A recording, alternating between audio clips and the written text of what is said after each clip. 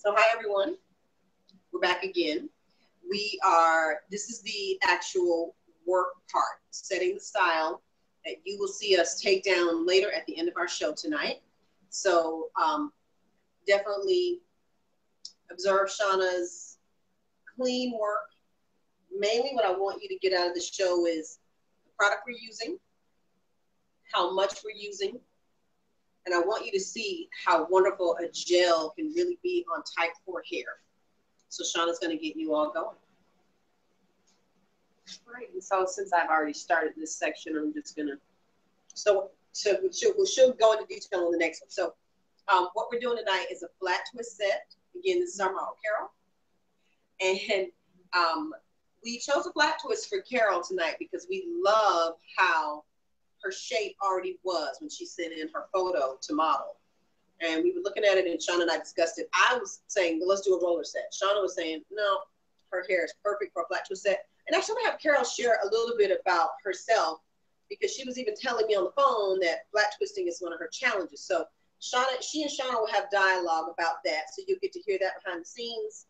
And I will put show notes below, as I always do. And just so you all know, Cre'Gel is on special for the last, just through the holiday. You can get it for $16. Normally it's $20. Put in the coupon code on our website, Cre'Gel, Cre'Gel, all caps, all the way up until midnight on Monday. And that's at www.urbanbella.com. But I'll let these ladies start talking so you can get a feel for our technique, our approach, and Carol's thoughts and her journey. So yeah, I try multiple styles all the time. And so my latest challenge has been flat twist. I can flat twist everyone else's hair, but when I do my own, it just doesn't come out like the YouTube videos. And so I tried different methods where I flat twist all the way back in different rows. And then I've also tried where you kind of go around your head in a circle. Are you familiar with that? Where you braid it to your scalp and like a yeah, you braid it to your scalp and it just kind of goes all the way around. Okay, like a pie. Yes, like a pie. I've tried that method. That's kind of what you'll see me do here today. Okay, so I'm interested to see how it comes out. I think part of the reason why it doesn't come out well is because I don't take the time to make them small. They're huge. They're jumbo. Yes. And the definition generally is only on a couple of them.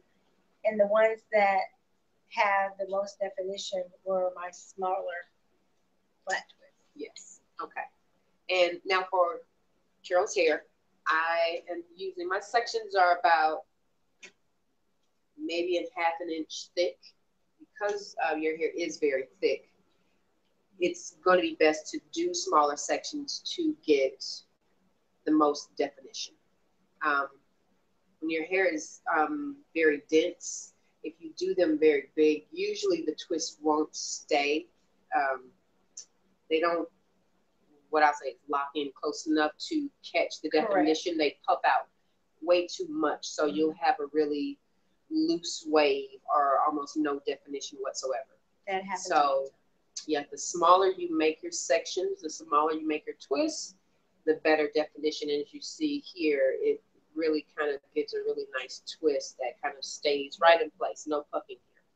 And I'm using, if you can see, this is a very thin glaze of product that I'm going to use on the section. I really don't want to see a whole lot of product. I want to see a very light glaze or just kind of feel a little bit of the tact from the product, because you don't want the product to be too heavy that when you're setting the twist, when you start to see the twist, if you start to see the product oozing in between, it's white, and you have to wipe it off with the towel. Yes, you have to be very careful of that, because if you see that, then the product, as it's drying, it'll settle right there and create these pockets that when you take it down, it'll cause flaking or create some kind of film that can get really nasty when you're trying to take it down. So just a really thin glaze.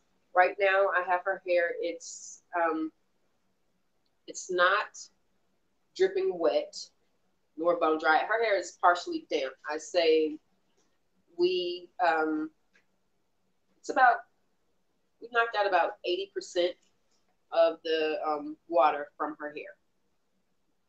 And that's a good thing too because I've tried it wet, and I know a lot of times when I try it wet, it takes my hair so long to dry that Yes. it doesn't dry fully. And when I take it out, the definition's not there. And then I've tried it dry, but then my hair just kind of looks dry. Yes. So yeah, So trying to find that balance. So trying it damp, I'm interested to see how it comes out. that's why I've never liked to use. Well, I like to use the gel because um, it's going to give you a little bit more hold. So a lot of times I know using or having a lot of water in the hair helps to create a stronger hold for your product. Mm-hmm. So if you do like that, and if you are going to if you're going to allow your hair to air dry, if you're leaving the twist in, let's say for, like I was saying earlier, for about a week, then you'll be okay. Then the hair should completely dry, and you'll be okay. But if you are, using my method where you are starting from hair that is 80% dry, then using something like a gel-based product is going to help to increase the hold when you don't have as much water. That's going to help. You understand what I'm saying? Yeah.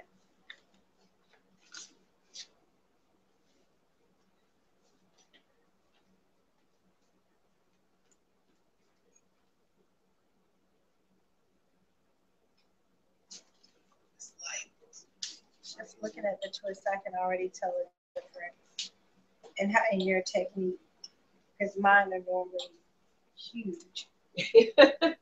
And by the time I finish, I'm going back over twisting up some of the ones I've already done. Are they coming yeah, because they're so big. Mm-hmm. And you see, I'm just really kind of working the product through the hair. That's why I'm just really kind of combing it through, just making sure I get all of the product off of my hands, in between the strands, at the root, all the way to the tip. So really kind of work your product through the hair, not just on top, because that's the only place you'll have hole, and you'll find that you'll have pockets in between that start to frizz or don't define quite as well when you get ready to take them down. So really kind of work your product through, combing it through the hair. Do you recommend like just doing it with your fingers, or can you use a comb, or you can use a comb? You can use a comb, or you can use a brush, whichever you feel works best for you. I just like to use my fingers because I start with the product on my fingers. Mm-hmm. So yeah, I just do it that way, and it's just a little bit faster for me to do it that way. But if you prefer to use a comb or a brush, you can do it either way. You just want to make sure once you do, just kind of make sure you feel the hair to make sure that you can feel the product all the way through.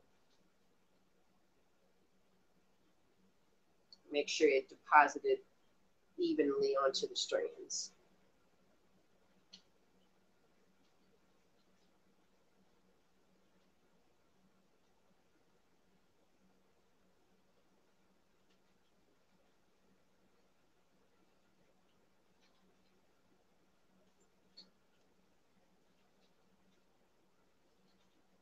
It's not too tight in there. Not at all.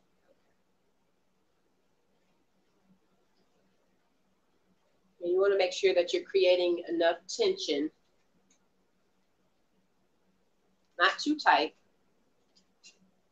but tight enough to get that definition in. Exactly. Mm-hmm. Tight enough to get the definition, tight enough so that the twists stay together. If the twists are too loose, then you'll notice that it will start to unravel. It'll get really puffy.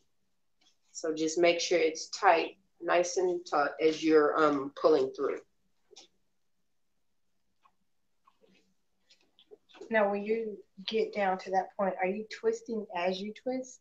Do you know what I mean? Like, kind of like they do with the Senegalese. Yes, like twisting, or you just two straight. Okay. Yes. And that's another method. It gives a much tighter curl or wave. And I like mine to be a little bit loose. So if that's your style, if that's what you like, it's definitely an option.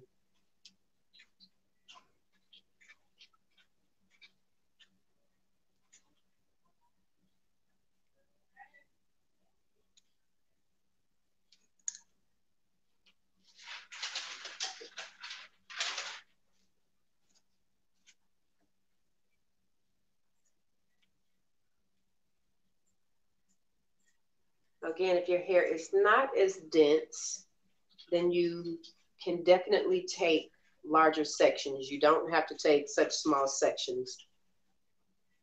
But in my case. Yes. But the thicker the hair, the smaller the section you want to take. And there lies the problem.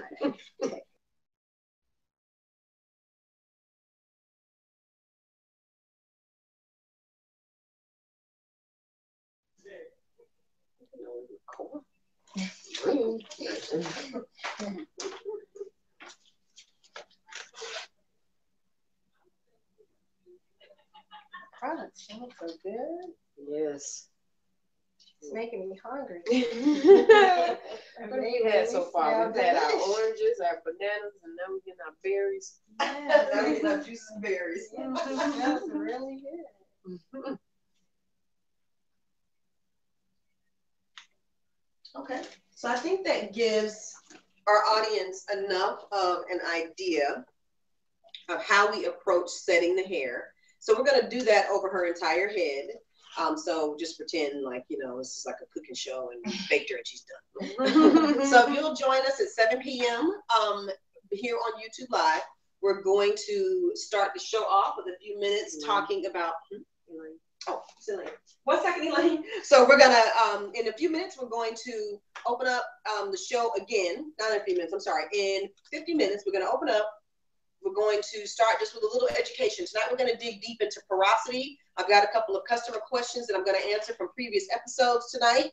And Shauna's going to show you the finished look. So if you'll look in the link below, you will see the link. If you're not watching us live, you're catching the recorded version. You'll see where Shauna is finishing up. Shauna's going to finish up the work, take it down, answer questions and whatnot. Join us at 7 p.m. Atlanta Natural Hair Care. We just knocked at the door. I'm going to let them in. Are going to moderate questions on the chat. So you can join us again a little bit later. All right. Thanks, everybody.